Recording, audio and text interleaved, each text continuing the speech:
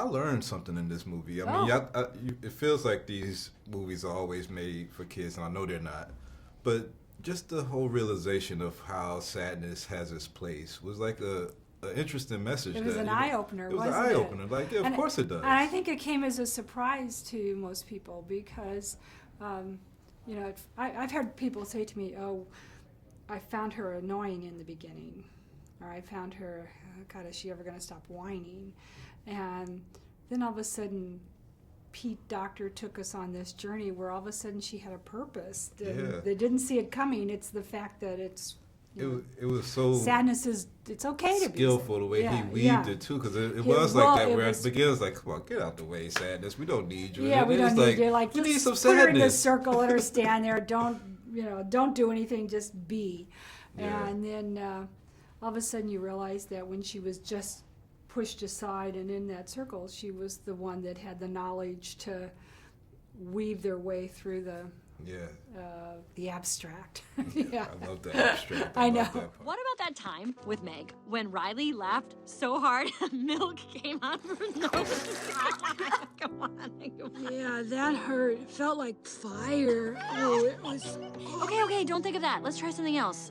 What are your favorite things to do? My favorite? Well, I like it when we're outside. That's good. Like, there's the beach and sunshine. Oh, like that time we buried Dad in the sand up to his neck? Oh, I was thinking more like rain. Rain is my favorite, too. We can stomp around in puddles, there's cool umbrellas, lightning storms. More like when the rain runs down our back and makes our shoes soggy. And we get all cold, shivery, and everything just starts feeling droopy. Oh, hey, easy. Why are you crying?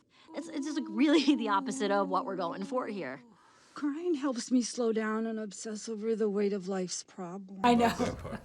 So tell me, in your personal life, or your career, or something that you observed, like, how have you seen emotions other than joy be turned around for something positive or to resolve something? In my personal life, well, I think it changes every day depending on the situation. Sometimes when you're working, you need to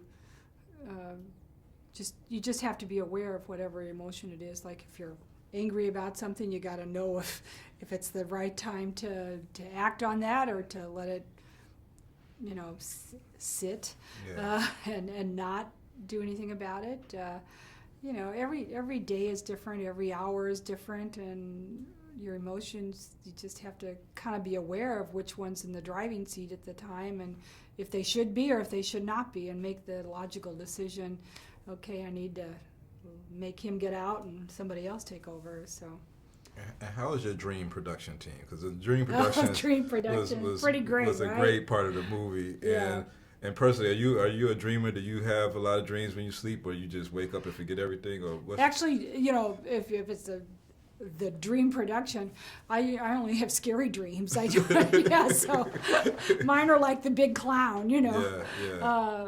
I saying too much, but I only have violent dreams when I actually remember my dreams. So I don't know what that says about me. I think I need some kind of, Maybe those just the one to wake you up, like, or whatever. And other ones just kind of go. A lot of times it just go off into, I don't know. I know we spoke earlier about how I thought the movie was for kids, but the other element of the movie that I really enjoyed was that also the parents, you were seeing like their emotions in their head, and it seems like it was priceless. It was priceless. Like, it was something that everybody could kind of relate to, something in the movie. I think Pete Docter and the writers and everything, they knew how to touch on making something that a universal theme, that everybody has these things going on in their head, and it's so the way a man thinks, the way a woman thinks, and they hit especially like with married couples or whatever. Like, oh, she's talking to me. Like, what do I do now? The last question is genius. Like, how, as when you're doing voice acting, how do you cast for this to be like sadness? Like how what did you have to bring out of your voice that people were like, okay, she could do it? Oddly enough, I never thought of my voice as being anything different.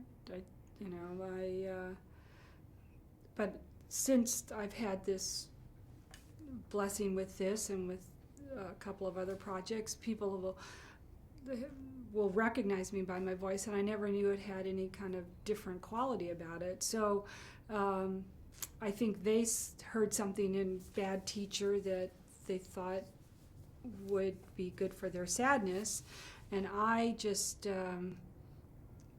I actually, they would play me a portion of what I did in Bad Teacher. I would ask them to play me either a portion of what